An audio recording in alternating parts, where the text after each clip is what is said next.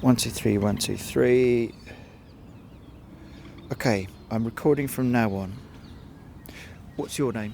Eva. Eva. Eva, you've got a laptop. We're standing by a tree and some plants. There's wires going between a small contraption with the flashing light and the leaves. You are somehow recording something from the plants. Yes. So I'm a university student. I'm doing a master's at Goldsmiths, and my current project is. It's hard to talk about and not sort of think how wishy-washy is this going to sound, but it's essentially it's a research piece around our view of intelligence and how there is a very westernised pyramid of intelligence where humans at the top and then animals, then plants. There's lots more within that, but we're kind of at the start of a total reframing of intelligence with, of course, AI. But how we've sort of framed human intelligence is that whenever there's been a new finding from another animal, say it's how intelligent whales are, for example, we always reframe it to put humans at the top. But now we're sort of on the cusp of AGI, a computing power that will be so much more intelligent than us. I think it makes you think, what is intelligence? Is it consciousness? That kind of thing. That's the background that I think is. Right. And then how does it connect to putting little sensors onto leaves in a park in London? Great question. So I've chosen, when you think of the pyramid, so it's I've chosen plants being at the bottom. We think that they are these passive life forms. Actually, they're incredibly intelligent.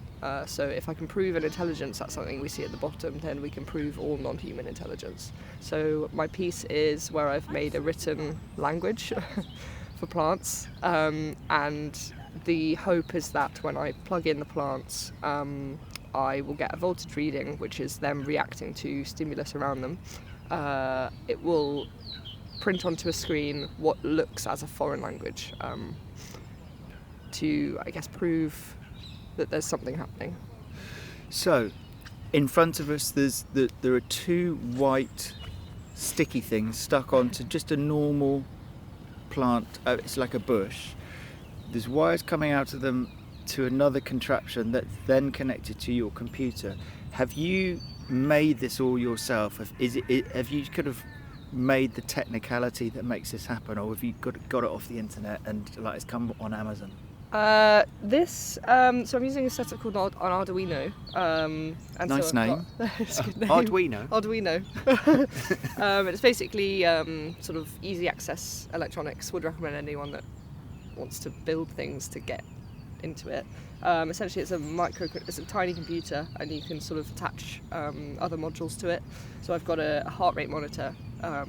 Oh wow! Attached to it, so I've got the ECG pads, the skin contact pads. Oh, now it makes sense. All right, so when you say ECG, as we do on the human body, which then goes to a readout with the zigzaggy lines that we've seen on TV programs, that's kind of what you're doing with plants. You're giving them an ECG, and you're trying to read their pulse. That's exactly it. And hopefully with the pulse, I've sort of mapped then the glyphs I've designed. So I come from a graphic design background. Okay. So you don't come from a sound background? No, not at all. You come from a visual background? Yeah, very visual. I think that's why I've essentially made a typeface. I wonder if it might start working now. I just had a moment where it decided not to. There you can... Okay, so we're looking at the screen now, and... Oh, there's lots of squiggles. It's almost like small little fireworks going off on the screen. It's essentially the language is sort of, from the research I've done, I think they kind of communicate with each other in intensity, so in voltage, essentially. They kind of make decisions and they pass energy to, react to the world around them. So each node is... So it does look like a pulse, and there's a lot.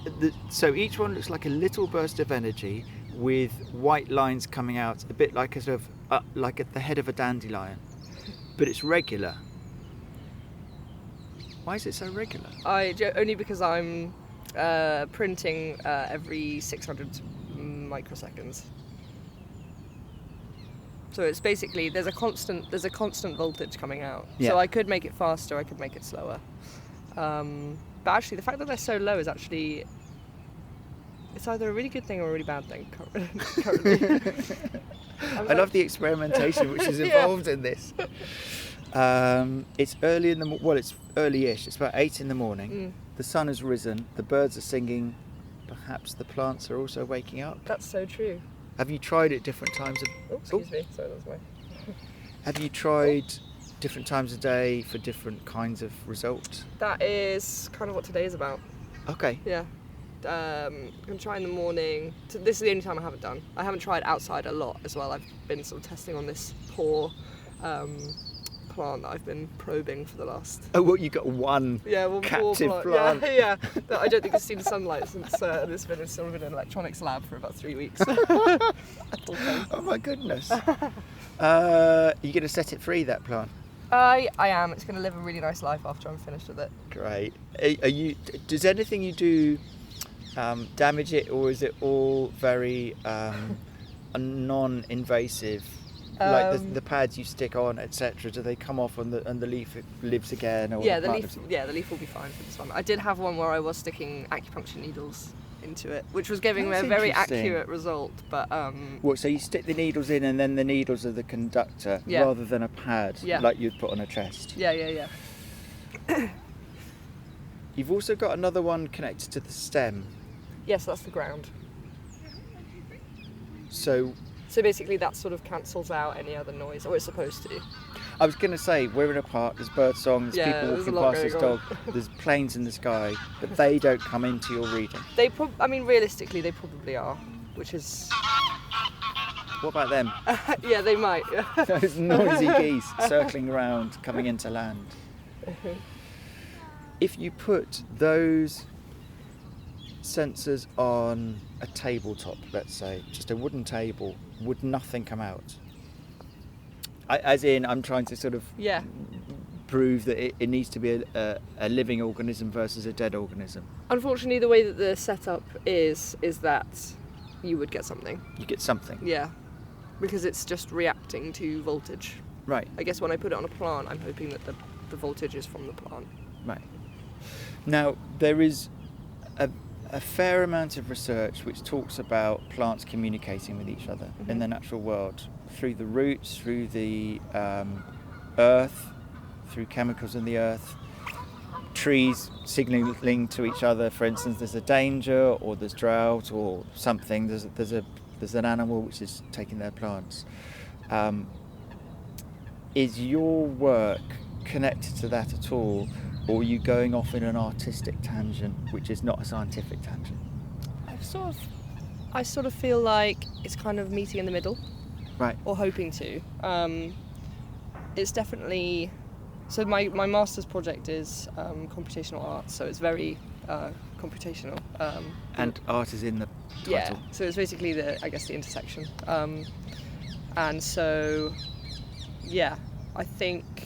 I've had to sort of do quite a bit of science research to work out how plants do kind of work and how they survive and how they and that kind of thing. I hope it's an intersection. Has it changed your understanding? Yeah, definitely. I think if anything, it's kind of made me maybe a bit more spiritual. And I think that's not the scientific answer I was assuming would happen. If anything, I've been quite wowed by the world around me. I grew up in London, so I feel like I don't have a much connection with nature. I'm trying to get better at that, and I think this has really helped me personally. It must also be endless, the information out there. That's one of the problems about research projects like this, is you could read 100 papers, you could read 1,000 papers. Yes, definitely. So how do you, in the same way, in the same way that your electronic setup here is getting rid of the ambient sound, how do you focus in on, right, this is the information I need for this study, and I'm just going to ignore the rest, or I'm going to decide that the rest is not important? Is that a hard process to edit out the extraneous stuff? Would you just stay open to everything? like a magpie? I think if it wasn't a university project, I think that I would be a bit more open, because I think there is so much out there, and I think that I think my deadline is like next week, so I think. Oh wow! Yeah. Okay, so the time is on. Time is not on your side. No, time is not on my side at all. And yes, it's. I guess there's kind of like, it feels like the way that my project, just in an academic perspective, as in like the framework of a university project, it's definitely had to go in a direction for the sake of a deadline. It's had to sort of. It kind of needs a deadline. Yeah. Because otherwise I could just keep going. And you might keep going after this. I think I definitely will. I think this is supposed to be sort of like a mini thesis before our thesis project, and it's supposed to all sort of feed into each other. So maybe I'll carry on. As we're sitting here chatting, your computer just continues to read out. Mm-hmm. Is it recording what it's reading out? Yeah, I'm recording the screen. So you can then play back what these amazing patterns are doing in front of us. Yes. That's then your workspace going forward. Pretty much. And then do you play around, because you're a graphics person? Do you play around with it and make it, jazz it up, or do you just try and keep it minimalist and like this is exactly what came out? I think it's as a written language, I think that what I've sort of designed is kind of interesting because it's generative. So what does that generative means? So every single time it's generating something new. So there's some okay. So there are rules for each glyph, but you might not get 3 might not be the same. The glyph for 3 might be different every single time. Well, it would be different every So a single glyph is the pulse, essentially. The glyph is the letter. Right. Like the design of the. Oh, as in hieroglyphics. Yes. Right. Pretty much. Yeah. Right. Okay. So the plant is giving you a language which you can't understand, and it's constantly generating new letters, for want of a better word. Yep. And you're recording these to say there is this endless language. Is it a language, or is it just an event? Like it for a language, I'm assuming it must be going to somebody or something. So it's chatting to the other leaves or the plants. I think I designed it hoping that it would at least feel like a language, because there is communication happening, not just within the plant but for the other plants. Yeah, I hope that it does look like a language, like a sort of foreign language, like almost alien is the aim. Also, these plants are gathered, I'm not sure whether they're offshoots of, but they're gathered around a young copper beech, I think. Are they part of it, or are they a separate plant? So it's like a skirt of small plants coming out of a central tree root system. And I'm wondering whether there is a symbiotic thing between the red-leaved tree, which they're under, and them. To be honest, I was just looking for a shady spot. So no. Why shade? Not so sun. I can see the screen. Oh, just pure practicality. Yeah, basically yes. Pretty much. How long are you gonna record this particular plant? Only a couple more minutes, and then. And then that's done. Yeah. And then would you go to another plant and do the same? Yeah, pretty much. How many do you want to do in a day? Well, I probably don't want to be here for another.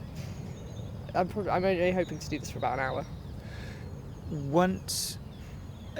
And does each plant give a different reading? So if you put those sensors on a weeping willow over there, which has got a very different kind of leaf, mm-hmm. would it have the same patterns coming out, or would it be a different language? Well, that's what I'm going to find out. Right. Oh, right. We're right at the beginning of this. Pretty much. And you've got a week left. Yes. Yes. Yes. Oh my goodness. I'm impressed. It's kind of pushing you through. The plants are with you. They are. Yeah. We're all on this journey together. In terms of the you said it sort of gave you a sort of broader understanding, almost maybe going into the sort of spiritual way. Does it mean just when you walk around now, you don't ignore things so much? You Yeah. walk through a park and you're kind of going to a cafe and you don't even think about what's around you. Is it that kind of thing? And now you're like, I wonder what that It's tree's saying. thinking. I think I just have a lot more respect for, not that it didn't before, I think I just sort of like, I don't know, I feel slightly more connected to nature. As much as you can do in London. That's always seen as a positive thing. That it's like nobody would say being connected to nature is a negative thing. Is that how you see it as a positive change in the way you think? Oh, definitely. I also think because my master's is in computing, it's really nice to get away from the screen, even though this is screen based, but just to, I don't know, have something that, I don't know, connect with trees, that kind of thing. What are your colleagues doing?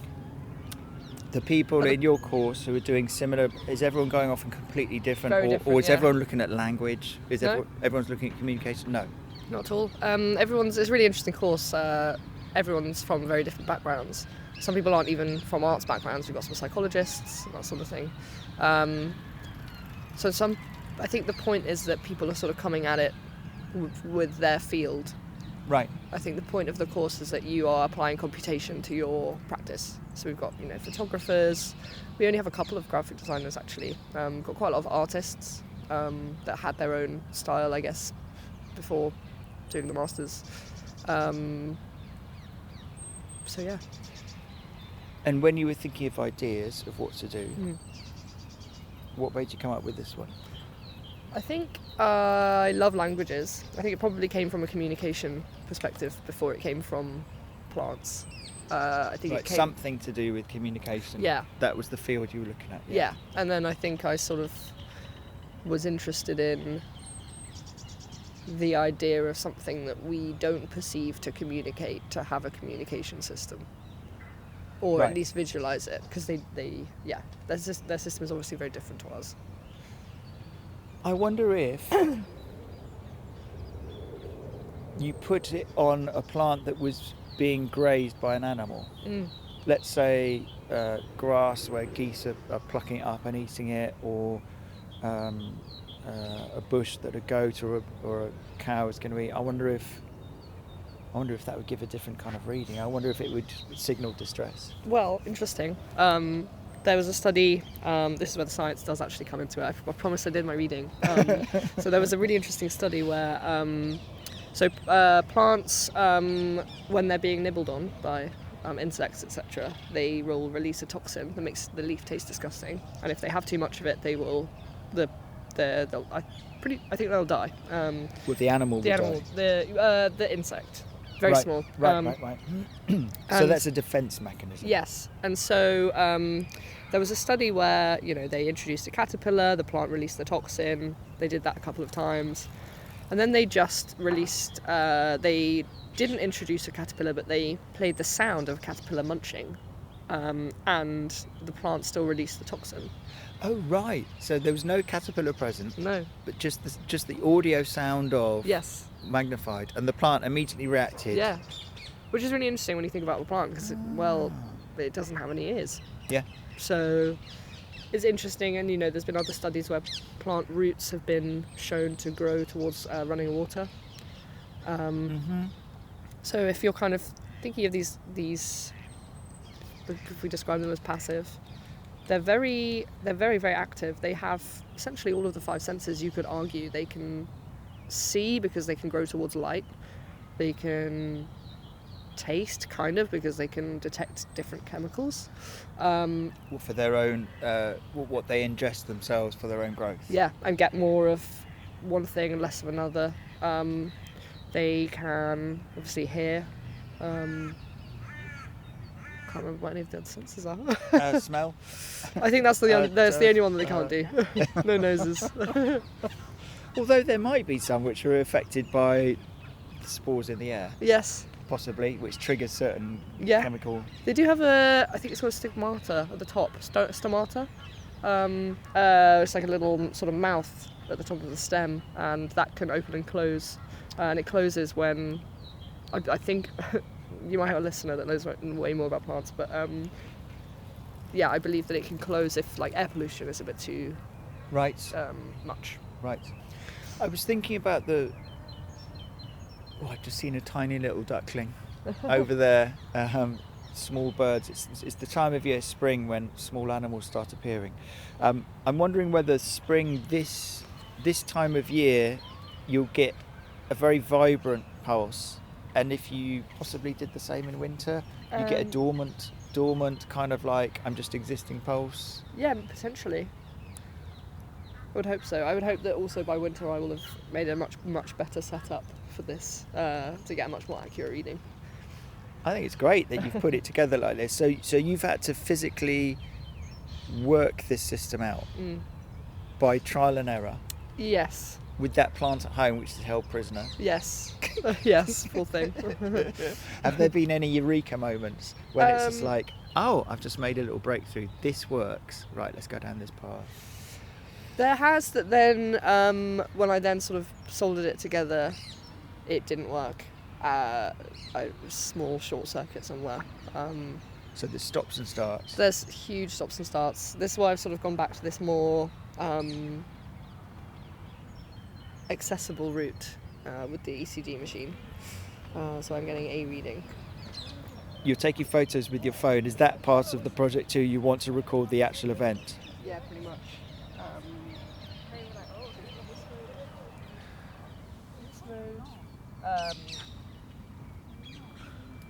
So the process of what you're doing is as important as the finished product. For me also, but also for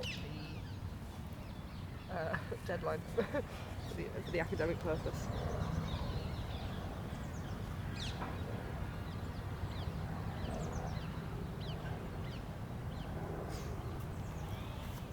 Done? That'll do. Is part of the joy of doing something like this the experimentation, the finding out what works and what doesn't, rather than the end result? Are you enjoying the whole adventure of trying to work out how to do this? Or would you prefer it just to sort of work and you have the end result to then manipulate however you wish?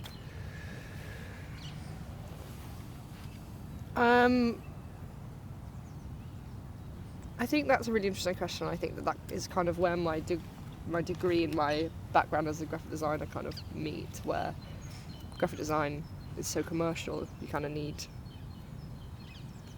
the final piece. You need something to work, you need it to creatively work out exactly as you had planned it to. And I think that that's where I'm kind of like learning to be a bit less controlling, I guess, in that way. I think especially when I'm talking to plants, I guess whatever they want to say is the piece, right? So yeah, that's been really interesting. Why are you doing the MA in the first place? If you're a graphic designer, you could be, I don't know, sitting in an office of a graphic design agency doing graphic design in a very simple sense. You've decided to go down this route. What made you want to do this?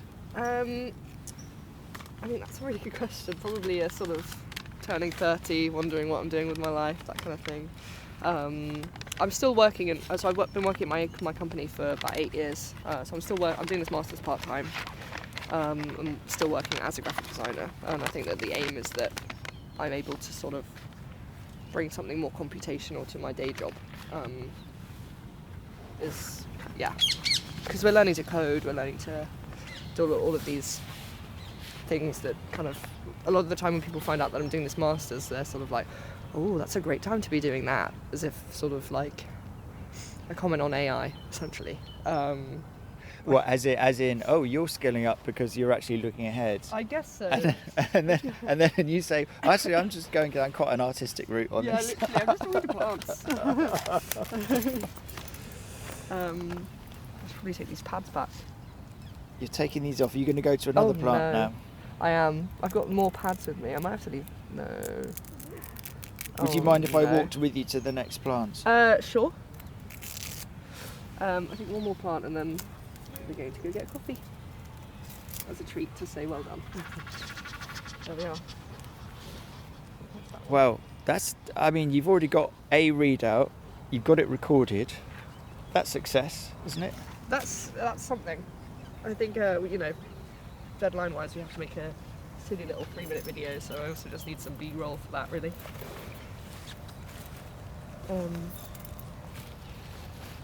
So as this project has gone on, how have you connected what you're doing here to your graphic design? Do you keep them as entirely?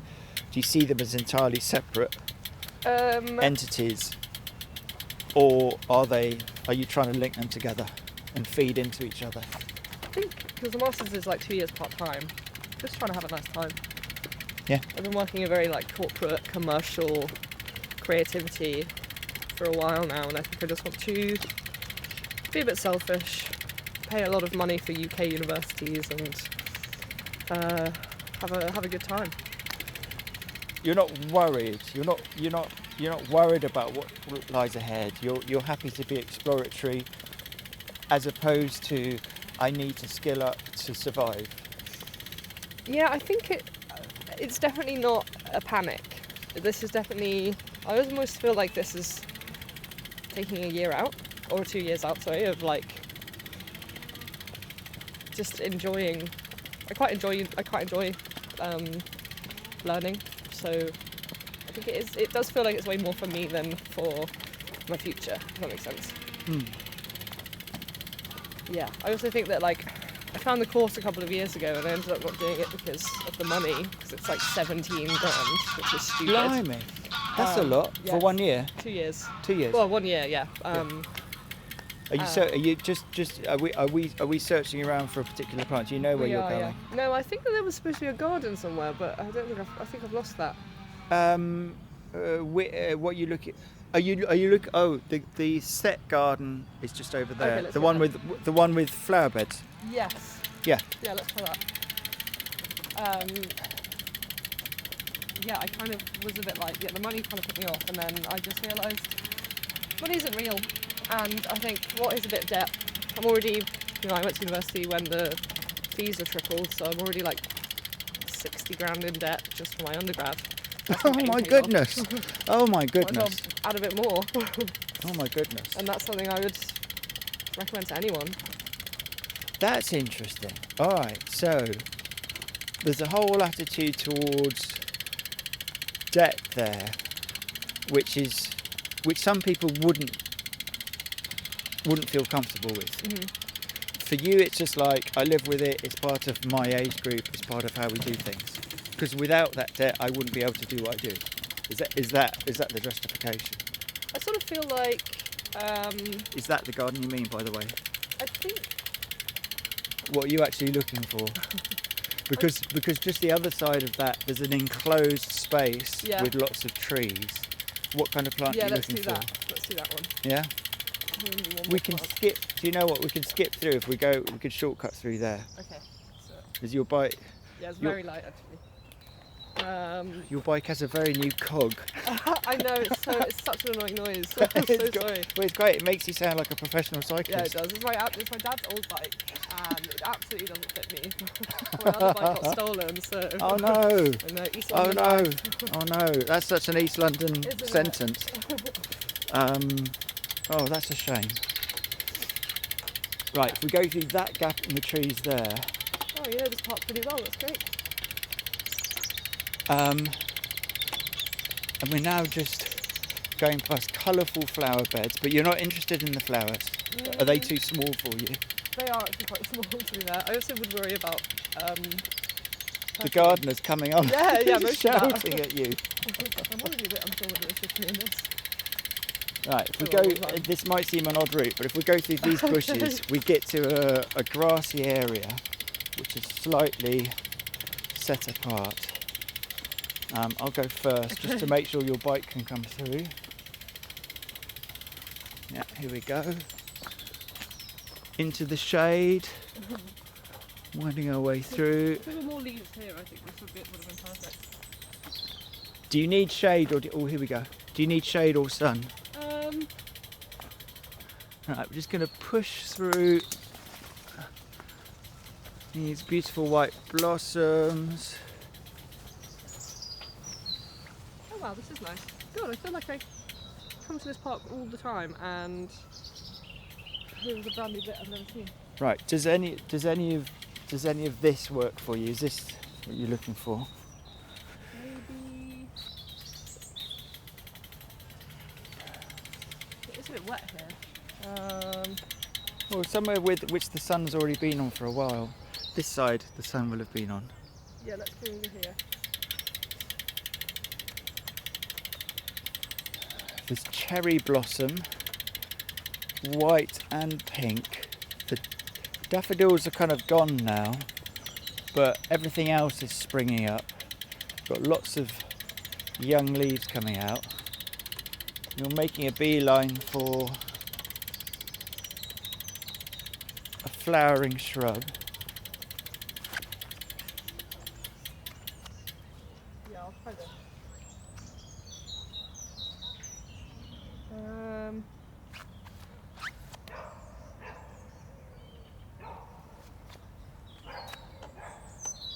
Explain what you're looking at or for. I'm looking at a white bush, but I'm just sort of thinking for the sake of the film, do I want to get out all of my stuff again for what will be a similar shot? I'm actually kind of thinking I'm done. You're done. I think so, yeah. You're not going to do another plant. I'm not going to do another plant. I don't think I need to. Because I think, That's a decisive decision. yeah, it really just came to me, didn't it? Can we sit on that bench to finish the chat? Yes, I can. Have you got- I've probably got 5 more minutes. 5 minutes? That's good. I do need to skedaddle. It takes an hour, a bit over an hour to get to university. Where's the university? It's Goldsmiths, it's South London. South London. Brave. Yeah. I actually grew up in South London. Oh it's, right, yeah. so for you it's home. Yeah. Full circle. The debt thing. Yeah. So See, I would hate to be 60 grand in debt. I just think that it's such a stupid system because essentially I think that the government did it because, well, I don't know why they did it, but the majority of people that went to university when I went and are still going to the university won't pay off their student loan unless you're very wealthy. Those people will pay it off because I don't know, their parents will, or they'll be on like 200 grand jobs and it will get paid off in the once you start paying it off. You get 30 years to pay it all off. If you don't pay it off after 30 years, it just gets wiped.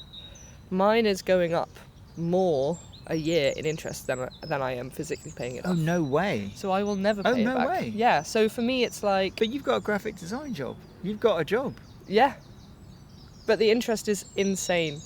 The interest is insane. It goes That's up like nuts. a grand a year. Oh my god. And so Martin Lewis has said, Martin Lewis, the finance guy, yeah, who does we love the advice. We love him. Yeah. He basically has said that you kind of just need to treat your student loan repayments as a tax. It's just something that comes out of your paycheck. I never manually pay it. It just comes out maybe sort of £80 a month. It's fine. So basically, you've kind of reframed it. You've thought about it. You've put it in a different way, and the problem has ceased to be a stress for you by doing so. I mean, the debt remains. Yeah. But you've just decided that debt is not going to be an anxiety for you. No, and I think realistically, like, graphic design is not a very well paid job, and I only started paying it off maybe like 3 years ago. So, you know what, I'm adding on quite a bit to restart it to when I've, you know, out of the 30 years, 3 years is fine. I think if I was paying it off for like 10 years, I think I'd be like, okay, well, I've just made 10 years worth of payments. I'd be 20 years away from it all being done. But no, it's literally fine, in my opinion. I think the post-grad repayment is a bit different. I think that is one that you do kind of have. I think you do have to pay it off. So, what about your peer group, your mates? Has everyone come to the same understanding? Yeah, we don't talk about it. We don't. You don't talk about it. It's not as in like we don't talk about it. We just don't see it as an issue. When I was at university decades ago in the 90s, we had student loans of a very different kind, Yeah. much smaller than Yeah. what you've got. And everyone thought, I'd never have to repay it because Yeah, I'll never yeah. earn more than 25 grand. Yeah. And, you know, we were kind of sort of naive. And then we all had to repay. Yeah.